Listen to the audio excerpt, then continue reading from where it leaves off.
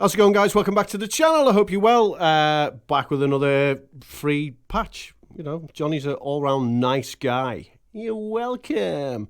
As the thumbnail told you, why don't people use this amp anymore? Well, it's just one of these amps that I just don't see on Custom Tone. I don't hear a lot of people within the forums and the Helix groups kind of talking about this amp, and I really do think that this is a real ignored gem in the Helix.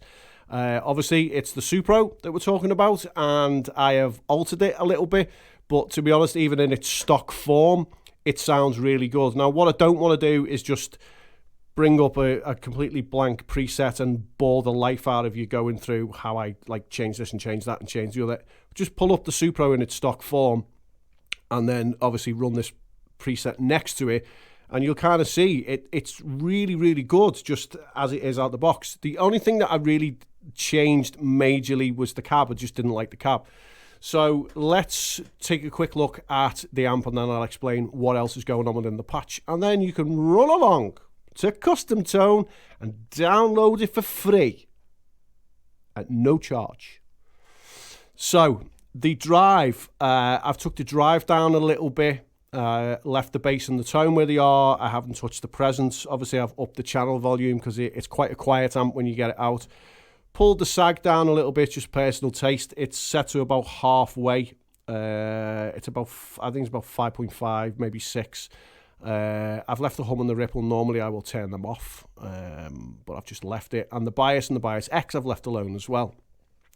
Next to that, obviously, we have our EQ, which is kind of always there just for a little bit of shaping. Helps with, you know, some of the fluffy wuffiness if this computer decides to connect again. It just helps with some of the fluffiness and the wuffiness of certain amps and speakers. That's why that's there. It's to help you. And then the cab, I swapped over to the 2x12 Bluebell because it was just nicer. It wasn't nice, it was nicer. And I've just left it as it was. I mean, I might put some early reflections on it at a later date when I'm kind of playing with this a little bit more. But everything else is just as it is. Next to that, I've got the Glitz Reverb. That's one of my favorites at the minute. That just stays as it is. And I'm not using the dual delay on this. Normally, I use the dual delay for everything. Gives a massive amount of space. But again, I thought while I'm here, I might as well just, you know, dick about with some new shit, which is what I'm doing. And surprisingly, I've got the tile reverb at the end, and I haven't got the retro reel. And the reason for that is I didn't think that the retro reel worked well with this amp. It was one of them things. It was kind of just getting in the way, and it wasn't doing what I wanted it to do. It was kind of making me make this face. No. It's a no from me. So let's start at the beginning. That's an auto swell. And I've put that on a foot switch just in case you wanted to, you know, do the whole... if you wanted to do that kind of thing. But on the neck pickup of this Strat, it kind of gives us this.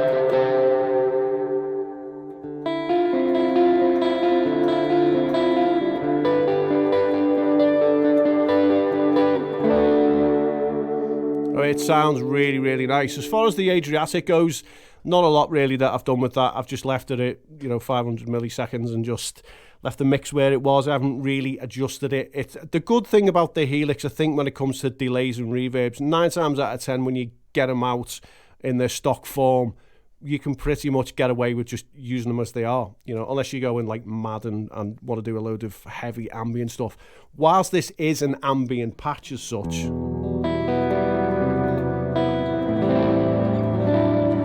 it's not laced in like whooshiness that most of my ambient stuff is.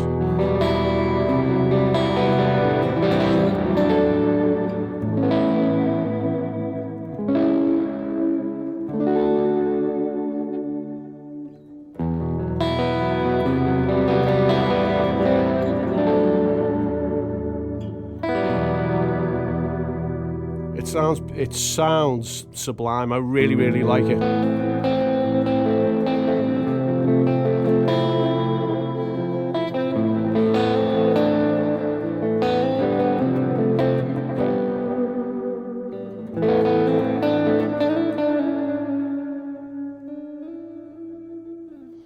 There you go. So, I mean, it behaves quite well as well without the delay, I think. You turn the tone down on the guitar, we get a little bit of a jazz vibe going.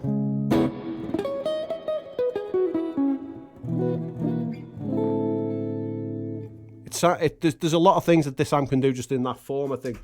So, obviously, I've not made a screaming lead patch, which is very, very strange for me.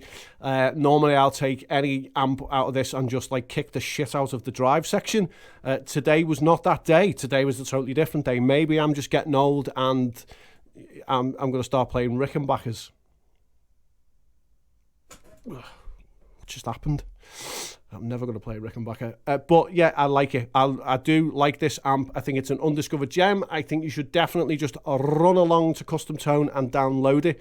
Let me know what you think. Let me know if you've kind of adjusted it. Obviously, I've made it enough blocks so it will slot straight in to your HX Stomp. It will go in your Helix. It will go in your LT. It will go in the Stomp XL as well. It is a stereo patch. But I think there is enough DSP within the HX Stomp for you to get away with all that, because it's not, I wouldn't say it was like heavily DSP'd. So let me know what you think. Thanks for popping along. As always, let me know what you think.